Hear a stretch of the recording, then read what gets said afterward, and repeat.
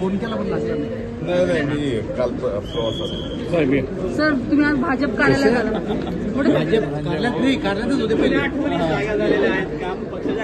नाही स्वाभाविक आहे, फार जुन्या आठवणी या कार्यालयाशी आहेत आणि आज योगायोगानं माननीय रेल्वे मंत्र्यांसोबत माझ्या परळी वैद्यनाथल्या काही रेल्वेच्या समस्यांच्या सोबत पंकजाताई आणि मी त्यांचा वेळ घेतला होता. आज योगायोगानं त्यांच्या बैठका चालू होत्या आणि इतरत्र बसून या शिष्टमंडळाशी वेळ देण्यापेक्षा त्यांनी इथंच शिष्टमंडळाला बोलवलं आणि परळीच्या समस्येच्या बाबतीमध्ये रेल्वेच्या त्यांनी मार्ग काढण्याच्या संबंधात आम्हाला आश्वस्त केलेलं आहे. म्हणजे एकदम पॉझिटिव्हली त्यांनी सांगितलं की कुठलाही या ठिकाणी अधिग्रहणाच्या बाबतीमध्ये पूर्ण प्लॅन रिअलाइनमेंट करून याचा विचार करू. कोई पॉलिटिकल इशू पे चर्चा हुई सर कि सिर्फ यही बीड और परली के जो श्री परली रेलवे स्टेशन के दायरे में परली नगर रेलवे परली परभनी जो अभी नया लाइनिंग हो रहा है, उसके अलावा जो परली शहर की बहुत सारी लोगों की ज़मीन घर से लेके सब कुछ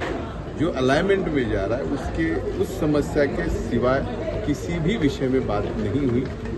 ये स्पष्ट रूप से आपसे गोपीनाथ मुंडे साहेबांचं स्वप्न होतं बीडपर्यंत परळीपर्यंत रेल्वे न्यायचं. केंद्रात 10 वर्ष झालं भाजप सरकार आहे, मात्र अद्याप पूर्ण होत नाही. किती दिवस लागतील? वय किती? 26. 27वं वर्ष पूर्ण झाला आणि तुला रेल्वे बड्डे तुझा